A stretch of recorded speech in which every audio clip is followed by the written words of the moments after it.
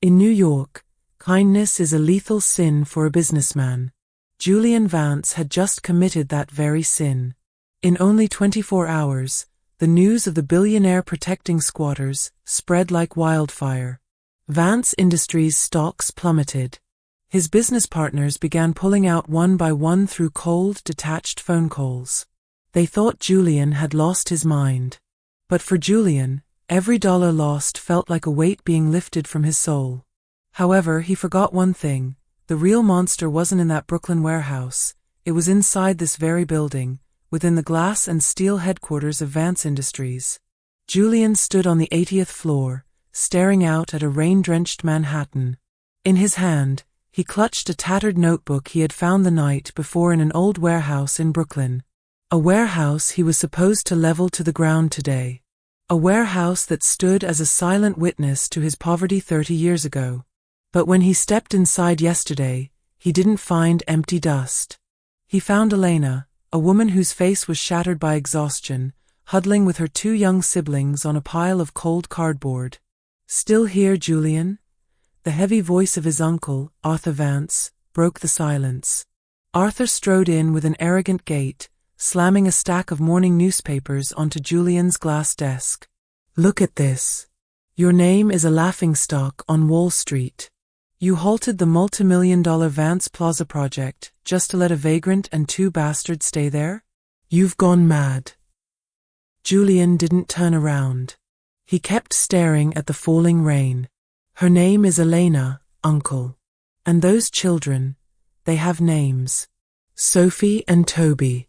Something you forgot when you let my mother die on these same streets 30 years ago just to protect the company's image. Your mother was a burden to this family. And now you're repeating her mistake."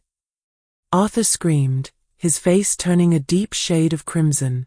"Listen to me, Julian. If you don't order those bulldozers to flatten that pile of trash in 2 hours, the board of directors will strip you of your position. You'll lose everything. You'll go back to being that filthy brat begging in Brooklyn." Julian slowly turned. His eyes, once known to be as cold as ice, now flickered with a fire Arthur had never seen before. "Do it, Uncle. Take my seat. Take my shares. But know one thing. I have built thousands of skyscrapers on the tears of the little people. I have killed my own soul to become a monster like you. But seeing Sophie hold my notebook yesterday, I realized I'd rather be a poor man with dignity than a king rotting on a pile of blood money." Julian stepped forward, passing a stunned Arthur. He didn't go to the board meeting. Instead, he grabbed his jacket and headed to the basement. He drove himself toward Brooklyn. His mind drifted back to the previous night. Yesterday, when he first found Elena, Julian had nearly called security. But when he saw Elena feeding her siblings scraps of bread that had already hardened, his world collapsed. He saw his mother's shadow in Elena. He saw his own hungry reflection in Toby. And when Sophie, that little girl, approached him and asked, "Sir, are you a great man?" Julian felt as if his entire fortune was nothing but garbage. Julian arrived at the Brooklyn warehouse just as the rain intensified. He stepped inside and found Elena trying to patch the leaking roof with scrap plastic. Sophie sat in the corner, clutching an old teddy bear whose fabric was torn. "Elena," Julian called out softly. Elena flinched, nearly dropping the plastic. She looked at Julian with pure terror. "You've come to kick us out now?" "I know. I saw the news on the junk TV down the street. I'm sorry, Julian. I didn't mean to ruin your life." Julian approached, taking off his expensive, wet overcoat and draping it over Elena's shivering shoulders. "You didn't ruin my life, Elena. You saved it. For 20 years, I lived as a walking corpse on a red carpet. You are the first breath I've felt in a long time." Julian knelt in front of Sophie, ignoring his expensive suit trousers getting stained by the mud. "Sophie, I'm sorry. I can't promise this place will stand forever. My uncle is a very wicked man. He will do anything to destroy what I love." Sophie looked at Julian with her large, clear eyes. "Will Daddy let them hurt us?" That word, Daddy, hit Julian's heart harder than any bullet ever could. He took a deep breath, holding back tears that were ready to fall. No, Sophie. Never again. I failed to protect my mother. I failed to protect my sister. But I swear on the breath I have left, not a single bulldozer will touch you as long as I am standing. However, in the middle of that emotional moment, the roar of heavy machinery echoed from outside. Rotating yellow lights pierced the darkness of the warehouse. Arthur hadn't waited 2 hours. He had sent the bulldozers early. Julian stood up, his face turning deathly cold. He walked out the warehouse door and stood right in the middle of the path, blocking the massive machine ready to tear through the walls. The project workers stopped, confused to see their big boss standing in the path of death under the rain. Back off, Julian ordered. His voice overpowered the rumble of the engine. Mr. Vance, we have orders from Mr. Arthur. I am the legal owner of this property. If anyone dares to move this machine even 1 inch, I will make sure you never work in this country again. Julian roared. Just then, Arthur appeared from behind his black car, holding a black umbrella with a triumphant smirk. You've lost, Julian. The board just held a digital vote. You are no longer the CEO of Vance Industries. You have no rights here. Julian offered a thin smile, one that made Arthur visibly uncomfortable. Julian pulled out his phone and pressed a single button. You're right, Uncle. I'm not the CEO, but I am still the private owner of this land. And I just live-streamed this entire encounter to every news station in New York. The world is watching as Arthur Vance tries to kill a woman and 2 children just for a luxury hotel. Arthur gasped as dozens of camera drones began emerging from behind the overcast clouds, hovering above them. News reporters began to swarm the area. Julian had gambled his entire reputation, his entire fortune, and his entire legacy on one crazy bet. He walked back into the warehouse, embracing a trembling Sophie and Elena. Don't be afraid, Julian whispered in their ears. Tonight, New York will know that the billionaire has died, and a human being has been reborn. This was the beginning of Julian Vance's war. A war he chose not for profit, but to reclaim the soul he had long lost in the cold concrete of Manhattan. He knew the journey would be hard. He knew Arthur would retaliate even more cruelly. But seeing Sophie smile slightly in his arms, Julian realized that losing billions was a small price to pay for a sincere embrace. Julian Vance stood in the center of the derelict warehouse, the smell of damp earth and rust thick in the air. The blinding lights of the news cameras from outside leaked through the cracks in the walls, casting long, jagged shadows across the floor. Elena was huddled in the corner, her arms wrapped tightly around Sophie and Toby. They were trembling, not just from the biting cold of the Brooklyn night, but from the sheer terror of seeing the world collapse around them. Julian, Elena whispered, her voice cracking like dry glass. What have you done? You've given up everything. For us? We are nobodies to someone like you. Julian turned to her. He had discarded his thousands of dollars coat to cover Toby, and he stood there in a soaked white shirt, his sleeves rolled up, looking less like a titan of industry and more like a man who had just emerged from a wreckage. For 20 years, Elena, I thought I was building an empire. Tonight, I realized I was only building my own tomb. You didn't ruin me. You gave me a reason to breathe. But the peace was short-lived. Julian's phone buzzed incessantly in his pocket. It was a barrage of notifications. Vance Industries stocks plummet 40%. Board of Directors issues statement disowning Julian Vance, the fall of a king. He ignored them all until a private message appeared. It was from his loyal assistant, Mark, the only person in that glass tower who still remembered Julian's mother. The message read, Julian, run. Arthur isn't just trying to fire you.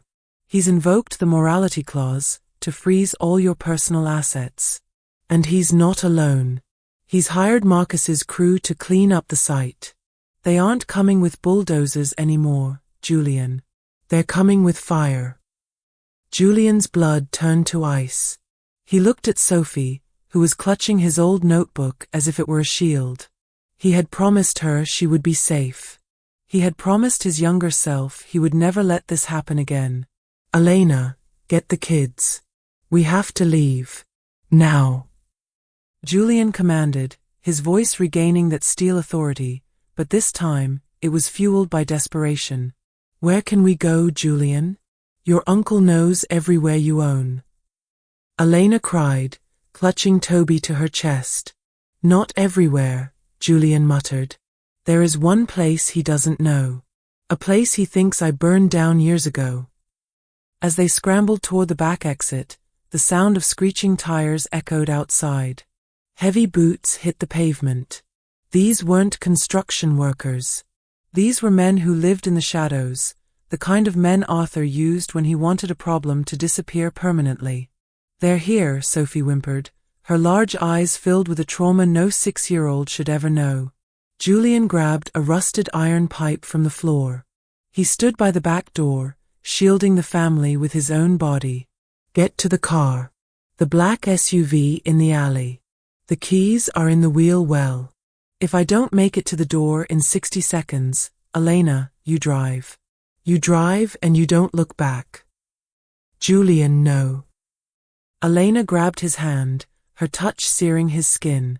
Don't leave us. Go. Julian roared. He watched them sprint through the rain, their small figures disappearing into the dark alley. The moment the SUV's engine roared to life, the warehouse's front doors were kicked off their hinges. Marcus stepped in, flanked by 4 men. He wasn't smiling anymore. He looked like a man who had been humiliated and was looking for blood. Vance, Marcus spat, flicking a switchblade. Your uncle told me you've gone soft. Said you'll trade in $1 billion legacy for a waitress and a couple of runts. That's a bad trade, Julian. Julian stood his ground, the iron pipe heavy in his hand. Arthur doesn't understand value, Marcus. And neither do you. You think you're a predator? You're just a dog on a leash, begging for scraps from a man who would step on your neck if it saved him $1. Marcus lunged. The fight was brutal and ugly. There was no grace in it, only the raw primal instinct of a man protecting his pack. Julian took a blow to the ribs that sent him reeling, the pain blinding, but he didn't fall. He couldn't fall. Every time Marcus's blade grazed his skin, Julian thought of his mother's face as she died in this very spot. He wasn't fighting for a warehouse. He was fighting for his soul. He managed to swing the pipe, connecting with Marcus's temple, sending the man crashing into a pile of wooden crates. The other men hesitated, shocked to see the refined billionaire fighting like a cornered beast. Julian didn't wait. He sprinted for the back door, his lungs burning, his sides screaming in agony. He dove into the SUV just as Elena slammed it into gear. Bullets shattered the rear window, glass spraying over them like lethal rain. Sophie screamed, and Julian threw himself over the children, his body a human shield. Drive, Elena. Drive. They sped through the rain-slicked streets of Brooklyn, weaving through traffic like a ghost. Julian leaned his head back against the seat, his shirt soaked in red. Sophie reached out, her small hand trembling as she touched his arm. Are you okay, Mr. Julian? She asked, her voice a tiny whisper. Julian looked at her, and despite the pain, despite the fact that he was now a wanted man with no money and a target on his back, he felt a strange, terrifying sense of peace. I'm fine, Sophie. I'm finally fine. They drove for hours, leaving the neon glow of Manhattan behind, heading north into the deep woods of upstate New York. They arrived at a small, secluded cabin hidden behind a wall of overgrown pines. It was the house Julian had bought under a fake name years ago, a place he had envisioned for his mother's retirement, a dream that had died with her. Inside, the air was stale but warm. Julian collapsed onto the old sofa, his breath coming in ragged gasps. Elena immediately went to work, finding a first aid kit. She knelt beside him, her eyes filled with an intensity he had never seen. Why, Julian? She asked as she cleaned the deep gash on his shoulder. Why did you burn your world down for us? Julian looked at the ceiling. The shadows of the fire Elena had started dancing above him. Because all my life, I was told that being a Vance meant being a god. But gods are lonely, Elena. Gods don't have anyone to hold their hand when they're dying. Gods don't get to hear a child ask them if they're a great man. He turned his head to look at her. I spent 30 years trying to forget this feeling. The feeling of being human. The feeling of being afraid. And tonight, when I saw you holding those kids, I realized that I would rather die as a man with nothing than live another second as a god with a hollow chest. Elena leaned forward, her forehead resting against his. For the first time, the billionaire Julian Vance felt a tear escape his eye. It wasn't a tear of sorrow. It was a tear of liberation. Arthur won't stop, Elena whispered. I know, Julian replied, his voice dropping to a lethal, quiet growl. He thinks he's taken my power because he took my company. He's wrong. He's just untied the monster he spent 30 years trying to control. Tomorrow, New York will learn what happens when a man who has nothing left to lose decides to take back what's his. As the fire crackled in the hearth, Sophie crept over and placed the old notebook on Julian's chest. He looked down at the scribbled promises of a young boy. For the first time, he didn't feel ashamed. He felt ready. The king of Manhattan had fallen. But in the ashes of the billionaire, a father was being born. And he was coming for his throne. The blizzard outside the cabin was a white wall of chaos, but inside, the silence was even more deafening. Julian Vance sat by the dying embers of the fireplace, watching the flickering shadows dance on the walls. He looked at his hands that had signed billion-dollar mergers, hands that had ordered the destruction of neighborhoods, and now, hands that were stained with his own blood and the dust of a forgotten warehouse. For the first time in his life, he didn't feel the weight of a gold watch. He felt the weight of a soul. Elena approached him, her footsteps soft on the old wooden floor. She sat beside him, not saying a word, just offering her presence in the cold darkness. Julian turned to her, his eyes hollowed out by exhaustion and a grief that had been frozen for 3 decades. Do you hear that, Elena? Julian whispered, his voice sounding like dry leaves skittering on pavement. Hear what, Julian? The silence. It's the same silence I heard the night my mother died. I thought if I filled that silence with the sound of money, of construction, of people screaming my name in fear, it would go away. But it never did. It just got louder. He looked toward the bedroom where Sophie and Toby were sleeping, safe for the first time in their lives. I spent 30 years building a throne of ice, only to realize I was freezing to death on top of it. Elena took his hand, her warmth a sharp contrast to the chill in his bones. You aren't on that throne anymore, Julian. You're on the ground with us. And the ground is where things grow. Julian felt a lump form in his throat, a physical manifestation of 30 years of suppressed tears. I've lost it all, Elena. The accounts are frozen. The board has erased me. My name is a curse in the city I used to own. I have nothing to give you. No security, no future. Just a target on my back. Elena leaned in, her eyes burning with a fierce, protective light. You gave us a tomorrow, Julian. You gave Toby a chance to breathe without wheezing. You gave Sophie a reason to believe that heroes aren't just in her books. You didn't lose your power. You just finally used it for the right thing. To the world, you're a fallen king. But to that little girl in there, you're the man who stopped the world from swallowing her whole. Julian closed his eyes, and finally, the dam broke. A single, jagged sob escaped his chest, followed by another. He wept for the boy he used to be, for the mother he couldn't save, and for the man he had become, a man who had to lose everything to find the only thing that mattered. But the moment of peace was shattered by the low vibration of his phone. A video was being broadcasted live on every news channel. It was Arthur, standing on the podium of Vance Plaza, looking triumphant. Julian Vance has suffered a mental breakdown, Arthur's voice boomed through the speakers, dripping with fake sympathy. He has kidnapped a young woman and children. He is armed and dangerous. I am offering a $10 million reward for his location. We must protect the Vance legacy from the man who seeks to destroy it." Julian switched off the phone, his face hardening into a mask of lethal resolve. "He's using my own money to hunt me down. He's turning the city against me. He wants to erase me, Elena. He wants to turn us into a headline and then a footnote." "What are we going to do?" Elena asked, her voice trembling. Julian stood up, his height filling the room, the fire in his eyes returning, but this time it wasn't the cold fire of greed. It was the scorching heat of a father's wrath. "Arthur thinks he's won because he took my keys to the castle. He forgot that I'm the one who built the locks. He wants a war? I'll give him a war. But I won't fight him in the boardrooms. I'll fight him in the heart of the city he thinks he's stolen." He turned to Elena, his voice a low, steady growl.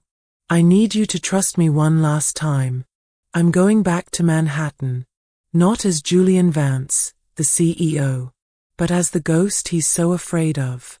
I'm going to strip him of his lies, his pride, and his mask. I'm going to show New York who the real monster is." The final confrontation happened at the gala for the Vance Foundation, the very charity Arthur used to launder his sins. The room was filled with the elite of New York, people who had toasted Julian's success a week ago and were now whispering about his insanity. The doors swung open, and the music died. Julian walked in, his shirt still stained with blood, his face scarred, his presence like a dark cloud over a sunlit garden. The security guards froze. They didn't see a businessman, they saw a man who had walked through hell and brought the fire back with him. Arthur stood on the stage, his face turning ashen. "Julian? You dare show your face here? Guards! Arrest him!" Julian didn't stop. He walked straight to the podium, past the men who were too afraid to touch him. He took the microphone, his voice echoing through the hall like thunder. "Look at me!" Julian roared, his voice cracking with raw emotion. "Look at the man you called a king. You cheered when I built your towers, and you laughed when I fell. But I didn't fall. I woke up. This man," he pointed a shaking finger at Arthur, "sold his own family for a seat at this table. He watched my mother die in the dirt while he counted his silver. He tried to kill a mother and 2 children tonight because they were a stain on his precious brand." Julian pulled out a small blood-stained notebook, the one Sophie had given him. He held it high. "This is my legacy. Not these buildings. Not your stocks. This is the promise of a boy who wanted to change the world, a boy this man tried to kill 30 years ago. I may lose my billions today, New York, but I have found my soul. Arthur Vance, you didn't take my power, you just set me free." At that moment, the screens behind the stage flickered to life. Julian's assistant, Mark, had successfully bypassed the security. Every document, every recording of Arthur's illegal deals, every order to kill Elena and the children, scrolled across the screens for the entire world to see. Arthur collapsed onto the stage, his mask of perfection shattered into a million jagged pieces. The police moved in, not for Julian, but for the man who had truly become the monster of Manhattan. Julian walked out of the hall, leaving the cameras, the lights, and the fake applause behind. He walked into the rain, feeling every drop wash away the filth of his past. 6 months later. The air in Montana was sweet with the scent of pine and freedom. Julian stood on the porch of a modest ranch house, watching Sophie and Toby run through the tall grass, their laughter a melody that healed the cracks in his heart. Elena walked out, leaning her head on his shoulder. Julian didn't have the skyscrapers anymore. He didn't have the private jets or the tailored suits. He had a few acres of land, a heart that finally beat with purpose, and a family that loved him for the man he was, not the money he had. He looked down at his old notebook. The last page was no longer empty. In Sophie's messy handwriting it said, "My dad is a great man. He burned down the world to keep me warm." Julian closed the book and pulled Elena close. The billionaire was dead. The man was finally alive. And in the silence of the mountains, he finally heard the only sound that mattered, the sound of peace. He had lost his empire, but he had won his life. He had traded the cold cajourmatin of a king for the warm sutra of a father's love. Julian Vance was finally home.